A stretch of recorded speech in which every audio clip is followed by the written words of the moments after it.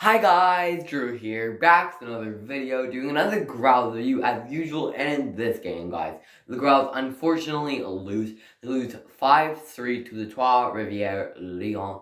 The goal for the Growls today, Todd Skirvin getting his 13th of the season. Good to see Skirvin getting those goals. He had more goals than assists this season, which is pretty good.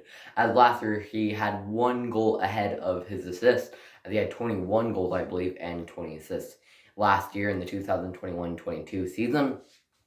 Zach O'Brien getting 2 goals for the Growls. They were both beautiful goals. One of them, Melindy was just firing it down low, and O'Brien tipped that right in. And then O'Brien was on the blue line. I believe it was on the power play. Took a slap shot and it just beat DeRosier. It was an unreal shot. I bet you DeRosier didn't see that one. But it sucks that the Growls lost. This game was in the Mary Brown Center as well. The Growls now are 29-1-0. They're still first in their division, but barely, as last night the Worcester Railers lost to the Reading Royals in overtime, which means Worcester is 1 point behind the Growls. So tonight's game will be pretty big, as Reading got an overtime win, which means they got 2 points, which means they have 39 points this season, which means they only need 4 points to pass the Growls in standings. They've turned their season right back up, as the Growls and the Railers haven't had the greatest pretty much halfway through the season. They've just seemed to slow down a little bit. But hopefully they could revive their season, not Worcester, hopefully. But let's see if the Growls can revive their season, as maybe get a few guys back, like Pietranero, Bullen, Isaac Johnson. And it seems like ever since Bullen and Johnson have left the Growlers, they've sort of went downhill. But hopefully, if some new guy could come to the Growlers, on the Marlies, Manitoba Moose, maybe sign a player. Hopefully they could perform pretty well with the Dogs. Brendan Susie, former Growler, played his first game at the Trois Rivières Lion last night. He seemed to perform pretty well. He had one chance on the empty net when it was 4-3, but he missed the net, unfortunately.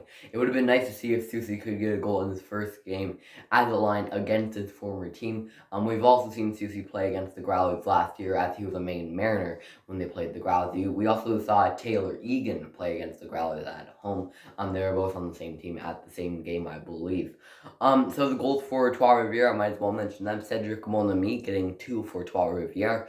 He's the captain for Trois Rivières. If you didn't know, he was the captain last year as well. Matthew Broder getting a 1 for Trois Rivières. He played last year for Trois Rivières as well. He's a giant, 6'7", I believe, on the ice. Colin Bielek getting 1 for Trois Rivières as well.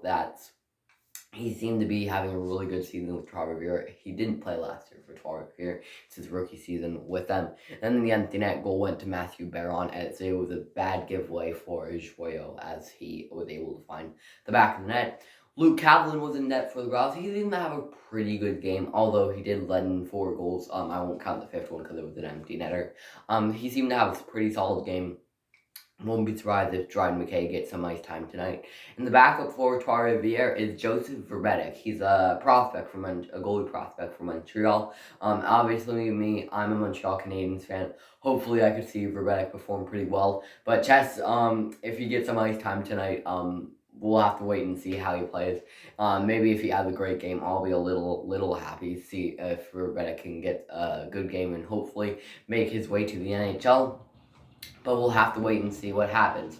As the Growls' next game will be Saturday night. It'll be against Trois Rivières. It'll be tonight. And then they play Sunday at 4 o'clock. And that stadium is going to be full. Supposed to be there's still 500 tickets available, which is 5,500 tickets sold, which is unbelievable. Last night's game between Maine and Adirondack, Maine won that game in overtime. It was a sold-out crowd in the Cross Insurance Arena. So Maine fans are truly showing that they have passion for this team, as the Growlers fans do as well. Pretty much all ECHL fans are the best fans, honestly. They're all super great and kind to all another.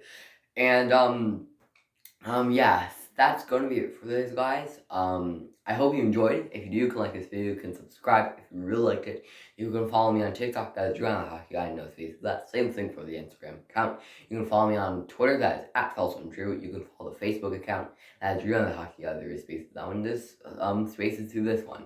It is Drew Hockey Guy. We are on the road to 200 subscribers. I feel like we haven't got a subscriber in ages. So if you guys aren't subscribed, you might as well just hit that black button and subscribe if you would.